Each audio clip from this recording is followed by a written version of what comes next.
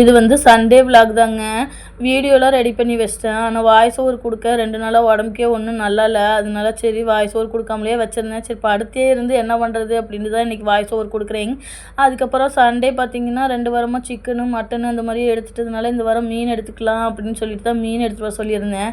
ஆனால் வந்து எப்போதும் எங்கள் வீட்டுக்காரவங்க தான் சுத்தம் பண்ணி கொடுப்பாங்க. இந்த வாரம் கொஞ்சம் வெளியில் போக வேண்டிய வேலை இருக்குதுன்னு வெளியில் போயிட்டாங்க. வந்து சுத்தம் பண்ணி தரேன்னு சொன்னாங்க. ஆனால் அவங்க வர்றதுக்கு கொஞ்சம் லேட் ஆயிரும் மாட்டிருக்குது. சரி அவங்க வந்து சுத்தம் பண்ணி செய்கிறதுக்கு ரொம்பவே டைம் ஆயிரும்னு சொல்லிட்டு நானே சுத்தம் பண்ண ஆரம்பிச்சிட்டேன். ரொம்ப நேரம் நின்றுக்கிட்டு சுத்தம் பண்ண முடியாததுனால நான் வந்து உட்காந்துக்கிட்டேன். சிங்க்குக்கு பக்கத்துலேயே உட்காந்து சுத்தம் பண்ணிக்கிட்டு இருந்தேன்.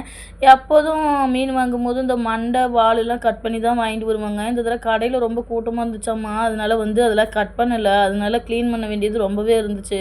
ரொம்பவே டைமும் ஆகிப்போச்சு. பாப்பா வந்து டிவியில் பாட்டு போட்டு டான்ஸ் ஆடிக்கிட்டு இருந்தாங்க. சரி கொஞ்ச நேரம் உட்காரலான்னு வந்தேன்னா அப்படியே வீடியோ எடுத்துக்கிட்டு இருந்தேங்க. சரி எங்கள் வீட்டுக்காரங்க வர்றதுக்குள்ளே 1 பை 1 ரெடி பண்ணி வச்சிட்டோம்னா கொஞ்சம் ஈஸியாக இருக்கும். அவங்க வந்து சாப்பாடு வச்சுட்டு மீன் மட்டும் பொரித்து சாப்பிட்டுக்கலாம் அப்படின்னு சொல்லிட்டு தான் குழம்புக்கு வதக்கி அரைச்சிட்டு அதுக்கப்புறம் தாளிச்சு விட ஆரம்பிச்சிட்டேங்க.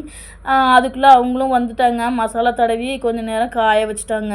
காய வைக்கிறதுக்குள்ளே இங்கே குழம்பும் ரெடி ஆயிடுச்சு. நான் சாப்பாடை வச்சுட்டு அதுக்கப்புறம் மீனை வறுத்தரலாம் அப்படின்னு சொல்லிட்டு தாங்க ரெடி பண்ணிக்கிட்டு இருந்தேன்.